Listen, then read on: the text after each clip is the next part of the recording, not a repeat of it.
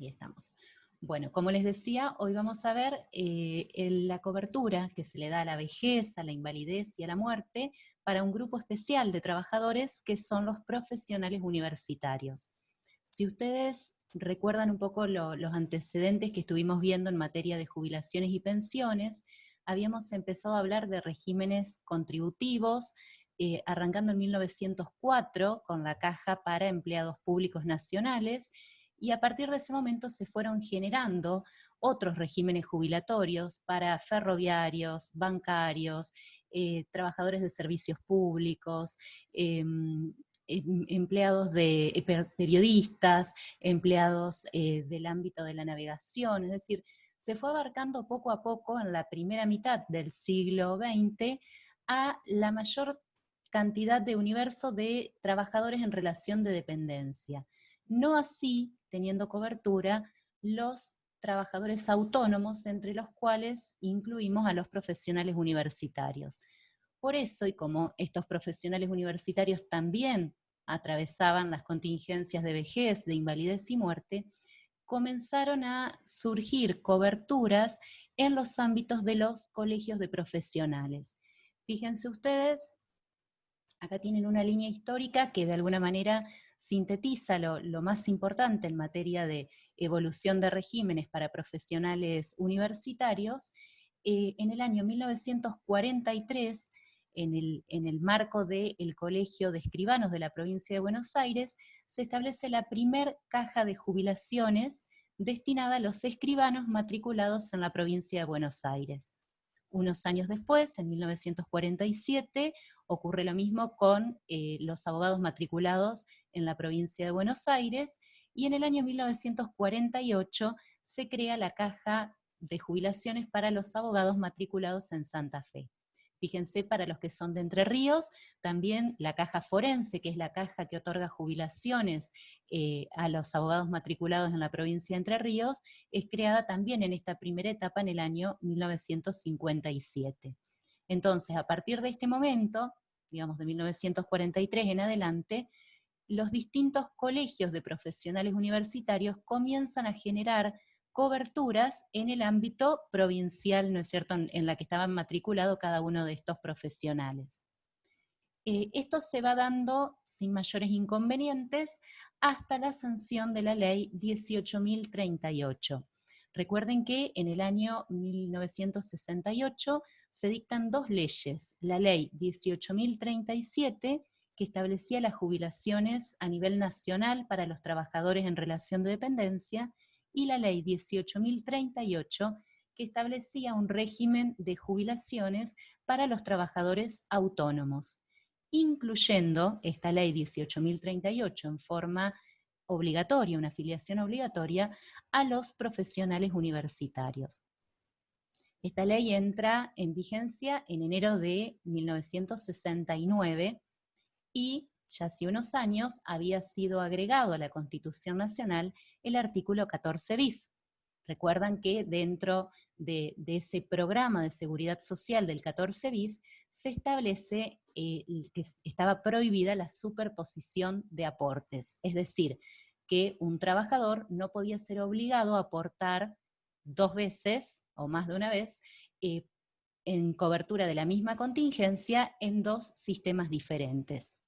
Los profesionales universitarios que ya tenían una caja propia en la que estaban aportando, pensemos, escribanos de la provincia de Buenos Aires, abogados de la provincia de Santa Fe, abogados de la provincia de Entre Ríos, de repente quedaban comprendidos en forma obligatoria también en el ámbito de jubilaciones nacionales para trabajadores autónomos.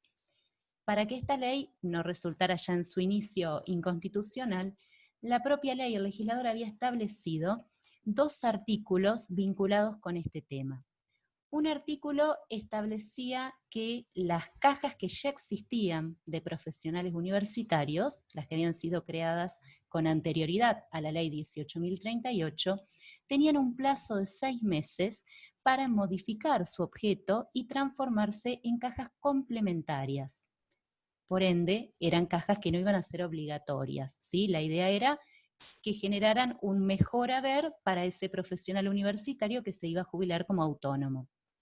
Por otro lado, otro artículo de la misma ley 18.038 prohibía la creación de nuevas cajas de profesionales universitarios.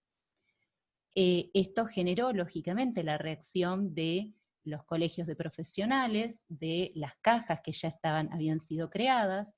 Se discute la facultad de las provincias para legislar en materia de seguridad social, una facultad que no había sido delegada a la nación, por ende las provincias consideraban que mantenían esta facultad. Y finalmente, un año después, en el año 1970, se deroga uno de los artículos a los que les hacía referencia, que es el que establecía este carácter de complementaria de las cajas que ya habían sido creadas. Por lo tanto, a partir de 1970, el sistema quedó. Los profesionales universitarios que tenían un régimen propio seguían aportando en forma obligatoria a su caja profesional. Los profesionales universitarios que no tenían una caja propia porque no se había creado en su ámbito provincial y respecto de esa profesión, aportaban al régimen nacional de la ley 18.038 como trabajadores autónomos. Y se mantenía la prohibición de crear nuevas cajas para profesionales universitarios. Esto se mantuvo durante 10 años. En 1980 tienen ustedes la referencia en la línea histórica, la ley 22.193 elimina también este artículo que prohibía la creación de nuevas cajas, y entonces a partir de ese momento se genera una nueva oleada de creación de nuevas cajas de jubilaciones para profesionales universitarios. En la actualidad, como para que ustedes tengan una idea, existen 77 cajas de profesionales universitarios en todo el país. En algunos casos es por profesión, por ejemplo, caja de jubilaciones de abogados, de contadores, de escribanos. En otros casos agrupan algunas profesiones, por ejemplo, en Santa Fe tenemos la caja del arte de curar, que agrupa a profesionales vinculados con la medicina, es decir, médicos, kinesiólogos, psicólogos, ¿sí?, que quedan comprendidos en el mismo ente gestor. Y otras provincias, como por ejemplo Neuquén o Santiago del Estero, tienen una única caja de profesionales universitarios que agrupa a distintas profesiones. Arquitectos, abogados, médicos, contadores, quedan todos comprendidos en un único régimen. Como referencia importante también, tienen marcado en la línea histórica la reforma de la Constitución Nacional del año 94, que incorpora el artículo 125, ya lo hemos visto cuando hablamos de los artículos de la Constitución Nacional, pero lo recordamos ahora, que es el que establece la facultad de las provincias para conservar, dice el artículo 125, los organismos de seguridad social, tanto para empleados públicos provinciales como también para profesionales universitarios. Este artículo viene de alguna manera a zanjar cualquier otra discusión que hubiese respecto de la facultad que tienen las provincias para crear sus propias instituciones, entre ellas los regímenes jubilatorios para profesionales universitarios. Respecto de la ley 24.241, que tienen también marcada en la línea histórica, es la ley que regula el SIPA, ¿sí?, el Sistema Integrado Previsional Argentino, que es la que unifica las leyes 18.037 y 18.038. Esta ley 24.241, que vimos que entró en vigencia en julio del 94, mantiene el criterio que había tenido la 18.038 luego de las reformas, es decir, establece que aquellos profesionales universitarios que no tienen un régimen jubilatorio propio van a aportar en forma obligatoria, es decir, son sujetos comprendidos o afiliados obligatoriamente al ámbito nacional, es decir, aportan al SIPA. Por su parte, aquellos profesionales universitarios que tienen un régimen jubilatorio, que tienen un sistema de jubilaciones en su provincia, voluntariamente pueden aportar al SIPA. No sé si no me confundí yo al expresarlo, es decir, si tienen caja propia de profesionales universitarios, voluntariamente pueden aportar al SIPA al ámbito nacional. Si no tienen una caja propia, obligatoriamente aportan al SIPA. Ese es el criterio que se mantiene en la actualidad. Por ejemplo, para que ustedes tengan de referencia, los abogados de Ciudad Autónoma de Buenos Aires no tienen un régimen jubilatorio propio.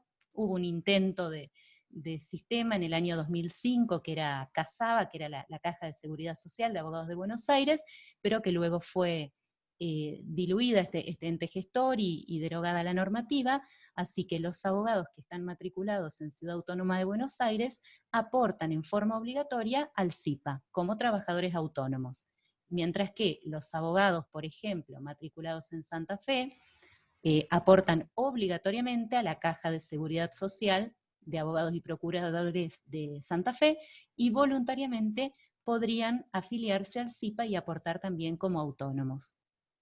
¿Cuál sería el interés de aportar voluntariamente a otro sistema? Cuando estudiemos el tema de reciprocidad jubilatoria lo vamos a ver bien, pero la regla respecto de jubilaciones es la prestación única. Es decir, cada persona va a acceder a una jubilación, pero la excepción está dada para los profesionales universitarios que pueden tener más de una jubilación. Entonces uno podría tener una jubilación en la Caja de Seguridad Social de Abogados y Procuradores de Santa Fe, por sus aportes a esta caja, y tener paralelamente una jubilación como autónomo en el marco del SIPA abonada por ANSES. Esa sería la cuestión de realizar voluntariamente este aporte. Y no queda afectada la prohibición de la superposición de aportes porque la afiliación al SIPA es voluntaria, ¿sí? La obligación siempre es respecto de la caja profesional. Avanzando un poco, vamos a entrar a estudiar uno de los regímenes de profesionales. El que estudiamos siguiendo el programa es el que está previsto para los abogados y procuradores que están matriculados en la provincia de Santa Fe. Como siempre, el esquema que vamos a hacer de estudio es el mismo. Vamos a ver contingencias cubiertas, ente gestor, sujetos comprendidos, cómo se financia el sistema y qué prestaciones otorga. La ley que regula este régimen es la ley 10.727, es una ley provincial, ¿sí? Y tiene como ente gestor este régimen a la Caja de Seguridad Social de Abogados y Procuradores de la provincia de Santa Fe. Estas entidades, estas cajas de jubilaciones o cajas de seguridad social o institutos previsionales, es decir, va variando el nombre que se le da en cada provincia y respecto de cada profesión, son personas jurídicas públicas no estatales, es decir, son creadas por ley, pero no forman parte de la administración del Estado, ¿sí? Estas personas jurídicas públicas no estatales generalmente se organizan con directorios y sindicaturas en las cuales participan los propios interesados. Vemos acá una aplicación concreta a el principio de participación que habíamos estudiado como uno de los principios de la materia. Fíjense ustedes en el caso concreto de la Caja de Seguridad Social de Santa Fe, el directorio está integrado por 6 miembros, 6 directores de los cuales 4 van a ser elegidos entre los afiliados activos, es decir, entre abogados y procuradores que están matriculados y en actividad en el ámbito de la provincia de Santa Fe. Y los otros 2 directores van a ser elegidos de entre los jubilados de la caja. Entonces, el directorio, que es el órgano de dirección, de administración de la Caja de Seguridad Social, va a estar integrada por los activos, que son los que están aportando al sistema, y por los jubilados, que son los que reciben prestaciones de esta Caja de Seguridad Social. Por otro lado también se establece una representación geográfica de los distintos afiliados, ya que la mitad de los miembros del directorio, es decir, 2 de esos directores activos y 1 de los jubilados, tiene que ser de la zona norte de la provincia y los otros 3 directores de la zona sur. Como para establecer zona norte y zona sur, lo que se tiene en cuenta son las circunscripciones judiciales. Recuerdan ustedes que tenemos la circunscripción de Santa Fe, de Rosario, de Venado Tuerto, Reconquista, Rafaela. Bueno, de las 3 de los directores tienen que ser de las circunscripciones de Santa Fe, Reconquista o Rafaela. Y los otros 3 de Rosario o Venado Tuerto. De esta manera entonces el directorio queda integrado por representantes de los activos, representantes de los jubilados y también se da una representación geográfica que trata de abarcar a toda la provincia. Otro órgano que conforma esta caja de seguridad social es la sindicatura. La sindicatura es el órgano de control, de fiscalización, y tiene en nuestro caso de la caja de seguridad social una característica puntual que no se da en otros entes gestores de profesionales universitarios y tiene que ver con su integración. La sindicatura está formada por 3 síndicos, de los cuales 2 son elegidos y son abogados activos, matriculados en la caja, y el tercer síndico es nombrado por el Poder Ejecutivo Provincial. Entonces tenemos aquí un control no solo externo, sino interno de lo que es el Estado provincial, ya que uno de los síndicos de la caja va a estar nombrado por el Poder Ejecutivo. Esto es importante tener en cuenta entonces también. Ente gestor, Caja de Seguridad Social de Abogados y Procuradores de la provincia de Santa Fe. Respecto de los sujetos comprendidos, lo venimos nombrando desde el comienzo, son los abogados y procuradores matriculados en la provincia de Santa Fe. Desde que se inicia la matriculación, es decir, desde el primer día en que un profesional se matricula en el Colegio de Abogados de la provincia de Santa Fe, automáticamente pasa a estar afiliado en forma obligatoria a la Caja de Seguridad Social de Abogados y Procuradores. El estar afiliado en forma obligatoria tiene como consecuencia la obligación de aportar. ¿Sí? Vamos a ver, cuando avancemos en el financiamiento, que el aporte se hace en base a los honorarios regulados, pero que también se establece un aporte mínimo anual que debe cumplir todo abogado que esté matriculado en el colegio y que esté en ejercicio de su profesión. Respecto de los que apenas se matriculan, los profesionales, tienen un periodo de 3 años, los 3 primeros años, en los cuales no es obligatorio cubrir el mínimo anual. La obligación de realizar aportes sí, es decir, si cobran honorarios, deben realizar los aportes correspondientes. Pero en los 3 primeros años de matriculación no es obligatorio cubrir ese mínimo anual. A partir del 4.º año sí, ya es la obligación de cubrir el 100% del AMA, que se le llama aporte mínimo anual, que establece el directorio periódicamente. Avanzamos entonces hacia el financiamiento. ¿Cómo se financia este sistema? Ven ustedes que tenemos diferentes recursos para financiarlo. Uno de ellos es la boleta de iniciación de juicio. Cuando un profesional interviene por primera vez en un expediente, en un juicio, tiene que acompañar una boleta de iniciación de juicio. Esa boleta tiene previsto un aporte que va destinado a la Caja de Seguridad Social de Abogados y Procuradores. Fíjense ustedes que dice 1% de la jubilación ordinaria. Actualmente, lo vamos a ver cuando veamos las prestaciones, la jubilación ordinaria mínima básica está en 31.000 pesos. Por lo tanto, el abogado va a tener que pagar el 1%, es decir, 310 pesos, en concepto de boleta de iniciación de juicio destinada a la Caja de Seguridad Social. Aquellos que ya han estado vinculados por ahí con algún estudio jurídico o algo, habrán visto que las boletas de iniciación son un monto bastante superior a los 310 pesos.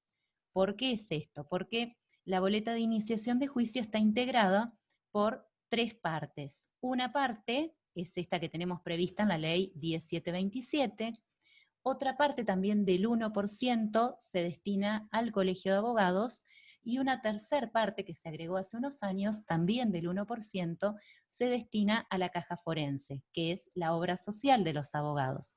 Entonces, en la actualidad, la boleta de iniciación de juicio estaría integrada por 310 pesos para una caja, 310 pesos para el Colegio de Abogados y 310 pesos para la caja forense. Esta es una de las fuentes de financiamiento. Por otro lado tenemos la matrícula, es decir, al momento de matricularse en el Colegio de Abogados, el profesional va a tener que abonar un 10% de la jubilación ordinaria, a los valores actuales serían 3.100 pesos, que también se destinan al financiamiento de la Caja de Seguridad Social. Otra fuente de financiamiento también muy importante está vinculada con el boletín oficial, es decir, el 20% de lo recaudado por el boletín oficial en concepto de publicaciones se destina a el financiamiento de las prestaciones de la Caja de Seguridad Social de Abogados y Procuradores. Y tenemos, bueno, como el aporte genuino que tiene todo régimen previsional que estamos estudiando, el aporte que realiza el profesional en base a sus honorarios. Tengan presente ustedes que el abogado que ejerce la profesión no cobra una remuneración, lo que va a cobrar son honorarios por su labor profesional. Entonces la ley prevé que este abogado debe realizar un aporte del 7% de esos honorarios que perciba. Por otro lado, se habla de contribución que va a estar a cargo del obligado al pago. ¿Sí? Puede ser el condenado en costas, el obligado al pago, va a tener que contribuir al sistema de seguridad social de los abogados pagando un 13% de los honorarios regulados. Es decir que de los honorarios que se regulen, el abogado va a cobrar esos honorarios y va a tener que realizar un aporte del 7% para la Caja de Seguridad Social, y el condenado en costas o el obligado al pago, el que paga los honorarios, tendrá que pagar el total de los honorarios más el 13% que va a ir destinado al financiamiento de este régimen. Por lo tanto, de los honorarios regulados, 7 más 13%, un 20% va a ingresar a la Caja de Seguridad Social para financiar las prestaciones. A estos, que serían los aportes genuinos y los más importantes numéricamente hablando, se les suma también otros ingresos provenientes de multas, intereses, inversiones que realice la caja, es decir, donaciones, legados, que también van a integrar el fondo de financiamiento de la Caja de Seguridad Social.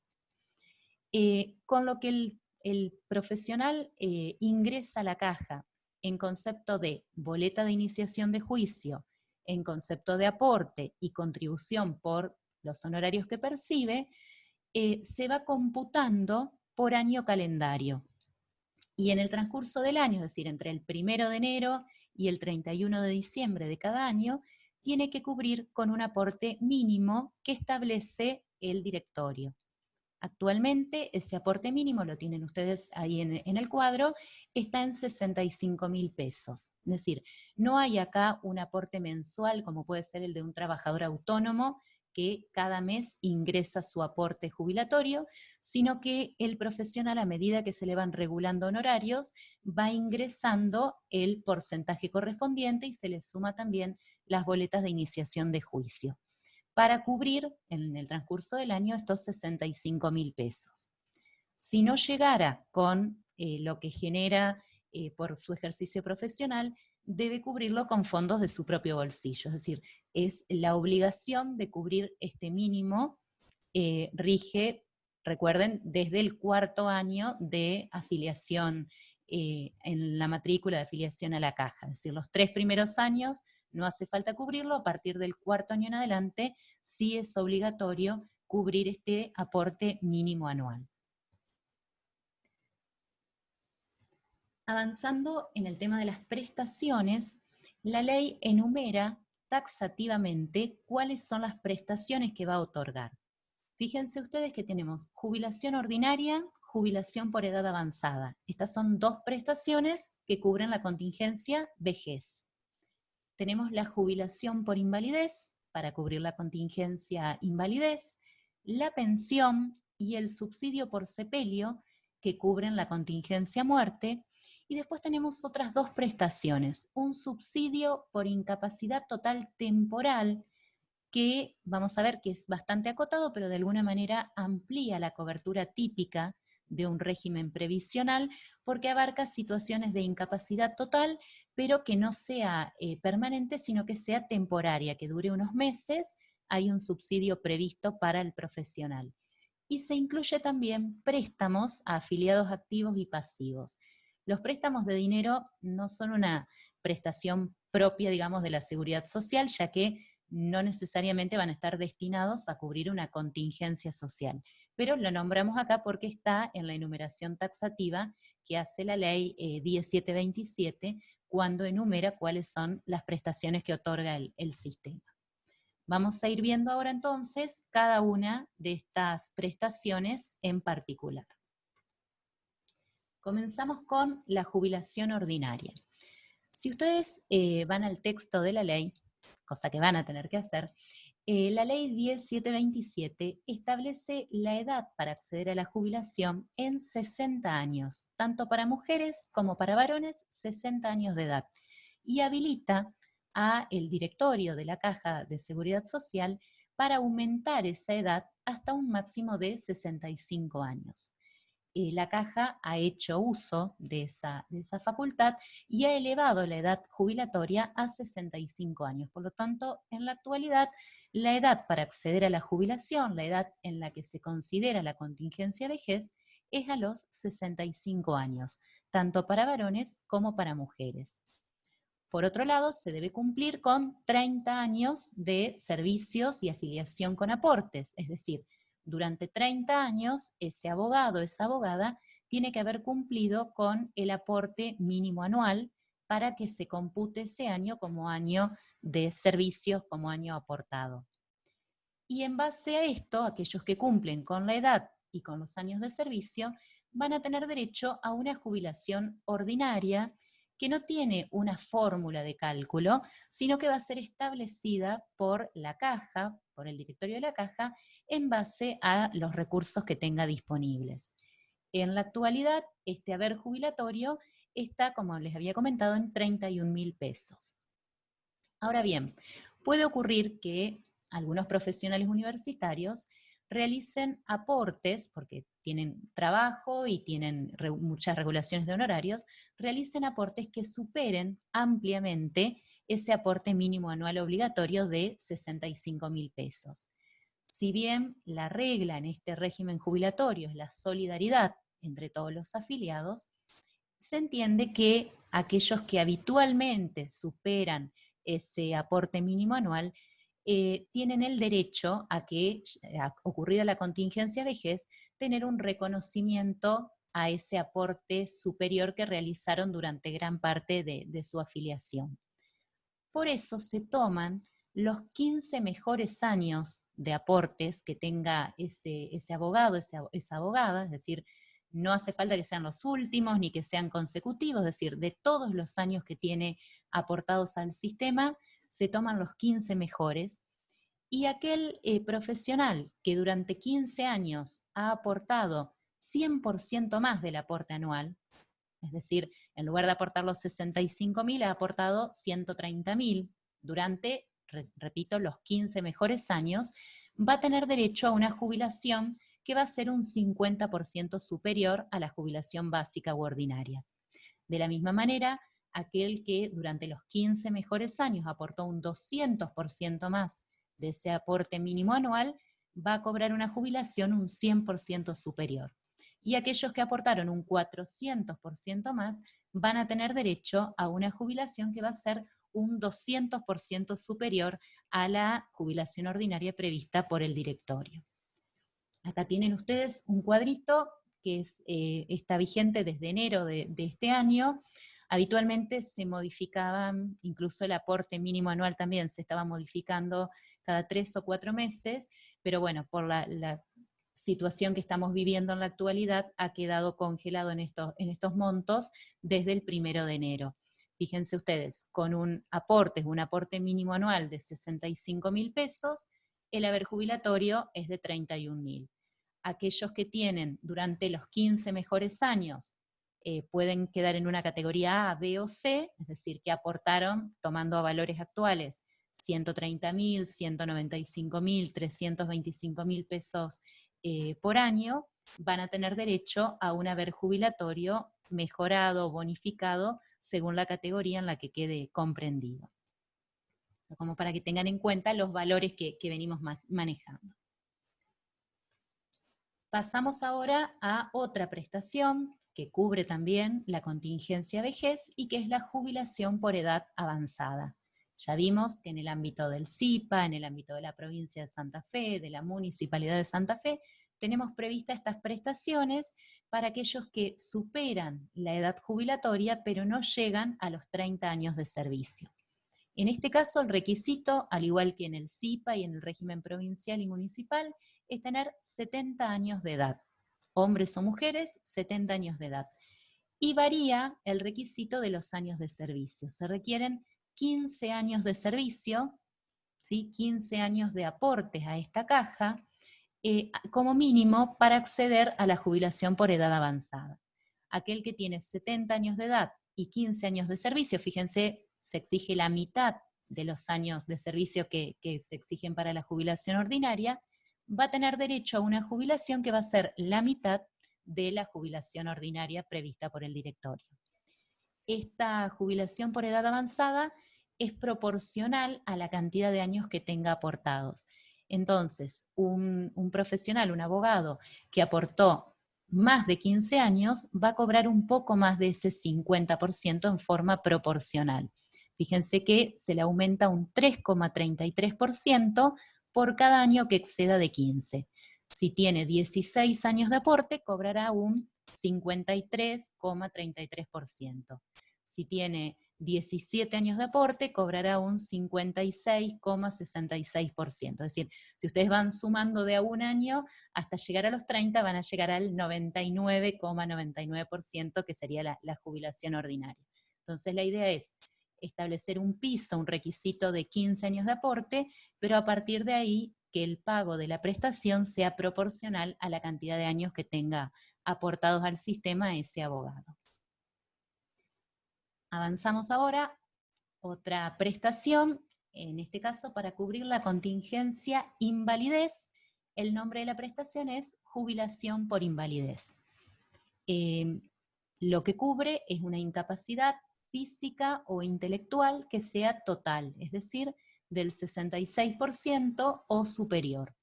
Y aparece acá un requisito, que lo habíamos visto en el SIPA, que es el de la regularidad en los aportes. Es decir, un abogado, una abogada que luego de su afiliación por una enfermedad, por un accidente, sufre una incapacidad física o intelectual total, del 66% o superior, no accederá a la jubilación por invalidez solo con acreditar esta incapacidad total, sino que tiene que haber estado aportando regularmente al sistema.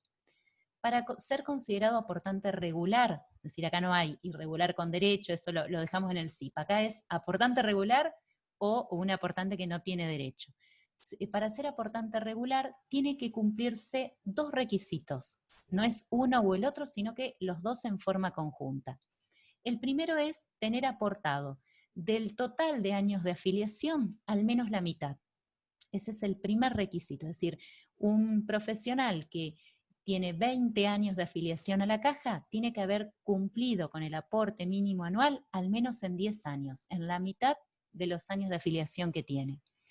Y además, tiene que tener cubierto el aporte mínimo anual del año en el que le ocurre la contingencia, la invalidez, o de uno de los 3 años anteriores. Supongamos un abogado, una abogada que sufre una incapacidad total en el año 2020, tiene que tener cubierto el aporte mínimo anual del año 2020, o bien del 2019, del 2018 o del 2017. Cumplidos estos dos requisitos, va a ser considerado aportante regular y va a tener derecho a una jubilación por invalidez. Se prevé también aquellos que no tienen la edad para jubilarse, pero ya tienen los 30 años aportados, con ese requisito se entiende por cumplida también la regularidad en los aportes. Lo que se va a percibir en concepto de jubilación por invalidez es el equivalente a la jubilación ordinaria. Si este afiliado, este profesional, tenía más de 15 años trabajados, tal vez también pueda quedar comprendido en alguna de las categorías A, B o C, si tenía realizados buenos aportes, es decir, aportes que superaban ese aporte mínimo anual. Y si no, será el equivalente a la jubilación ordinaria básica de 31.000 pesos.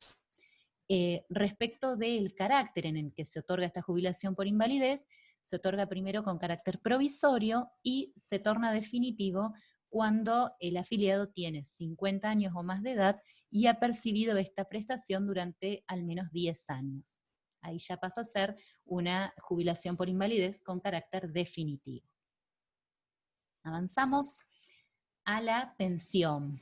La pensión es la prestación que da cobertura a la contingencia muerte o al desamparo que produce la muerte. En el caso del régimen para abogados y procuradores de Santa Fe, fíjense ustedes que es más amplio la lista de derechohabientes, aquellos que van a tener derecho a la pensión. Tenemos los mismos que en el SIPA en cuanto a viudo, viuda, él o la conviviente, los hijos menores de 18 años, pero acá tenemos una extensión respecto de la edad, ya que si estudian, ya en estudios secundarios, universitarios, terciarios, se va a extender ese derecho a pensión hasta los 26 años, salvo, lógicamente, que el estudio, que se reciban antes, que terminen antes. Si no, se extiende hasta que cumplen los 26 años. Y, bueno, como en otros regímenes previsionales, no hay límite de edad en el caso que sean hijos discapacitados. Se agrega, hasta ahí estaríamos viuda, viudo, conviviente, hijos menores, más o menos igual que en el régimen nacional y en el provincial que vimos de la provincia de Santa Fe. Acá agregamos a los nietos huérfanos de padre y madre que estuviesen a cargo del causante, también con características similares a los de los hijos. Hasta los 18 años, la posibilidad de extenderlo hasta los 26 en caso de estudio, y sin límite de edad en el caso que sean discapacitados. Y se agrega también al listado de derechohabientes a los padres incapacitados para el trabajo que hubiesen estado a cargo del causante. También tendrán derecho a la pensión que otorga la Caja de Seguridad Social. Recuerden ustedes que la pensión puede ser una pensión directa cuando se produce el fallecimiento de un afiliado que estaba en actividad, o bien puede tratarse de una pensión derivada cuando el causante ya estaba jubilado. Si se da una pensión directa, es decir, si es un afiliado que estaba en actividad el que fallece, para tener derecho a la pensión también se requiere que ese profesional haya sido un aportante regular. Es decir, el mismo requisito de regularidad que veíamos para la jubilación por invalidez se reitera en la pensión directa. Si se controla que haya estado cumpliendo regularmente con sus aportes, que del total de años de afiliación haya cumplido al menos con la mitad de esos años y a su vez que tenga cubierto el aporte mínimo anual del año del fallecimiento o de alguno de los 3 años anteriores. Los dos requisitos que hay que cumplir para ser considerado aportante regular. Respecto del haber de la pensión, es un porcentaje más alto que el que veíamos para el SIPA y para la jubilación provincial, es del 80% de la jubilación ordinaria, o de la jubilación que le hubiese correspondido al causante si estaba todavía en actividad. Y respecto de la concurrencia, se genera algo similar a lo del régimen provincial, en la medida que si concurren viudo, viuda o conviviente con hijos, la mitad de la pensión es para el viudo, viuda o conviviente, y la otra mitad se divide entre los hijos. ¿Sí? Tenemos también acá esta posibilidad de concurrencia. Otra prestación que no vimos en otros regímenes y que otorga esta Caja de Seguridad Social es un subsidio por sepelio. La finalidad de este subsidio es hacer frente, pagar los gastos de sepelio, y es una prestación de pago único que tiene un límite. Se va a pagar como máximo el equivalente a 3 jubilaciones mínimas otorgadas por la Caja. El beneficiario de este subsidio por sepelio no necesariamente tiene que ser un familiar o un derechohabiente, sino que va a ser aquel que acredite, la correspondiente factura, que se ha hecho cargo de los gastos de sepelio. Y se le va a reintegrar los gastos que haya realizado con el límite, es decir, como máximo se le va a pagar el equivalente a 3 jubilaciones ordinarias. Es subsidio por sepelio. Tenemos ahora otro subsidio, que es el que les comentaba que es diferente a las prestaciones que veníamos estudiando en otros regímenes, que se denomina subsidio por incapacidad total temporal. La situación es un afiliado que está en actividad, que por algún accidente o enfermedad se incapacita en forma total para el ejercicio de la profesión, que es una incapacidad que se extiende en el tiempo, fíjense, tiene que durar más de 90 días, y que a partir del día 91, es decir, transcurridos esos 90 días, genera derecho a que ese profesional perciba una prestación. Es una incapacidad temporal en el sentido de que con el tiempo va a poder recuperarse. Si no se recuperara, podrá tramitar una jubilación por invalidez. Pero en el caso, piensen por ejemplo en un accidente cerebrovascular que incapacita al profesional en forma total, pero luego con la rehabilitación adecuada le permite volver a la actividad, volver a ejercer la profesión. Entonces, este subsidio atiende a esos casos particulares en los cuales lo pueden solicitar a partir del día 91, es decir, transcurridos 90 días de esa incapacidad total.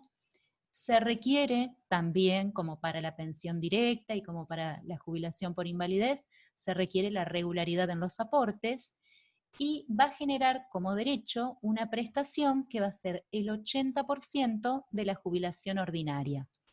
Y esta prestación se va a otorgar hasta que el abogado o la abogada se recupere, como máximo 6 mensualidades, es decir, se paga a partir del día 91, a partir de ese día serían 6 meses como máximo que se va a pagar de prestación. Una prestación de tipo complementaria, ¿sí? Que viene a colaborar con el profesional en una situación en la cual durante 3 meses no pudo trabajar y bueno, computando del 4.º mes en adelante. Terminamos entonces aquí el recorrido por la ley 10.727. Tienen el texto de la ley cargado en el aula también como para que puedan verlo, y tienen algunas precisiones más dentro de los books, de los libros que se pueden incorporar en el aula, así que les recomiendo la lectura. Acá dejamos de... Acá en el chat habían preguntado al comienzo, cuando estabas hablando de esos tres años de gracia,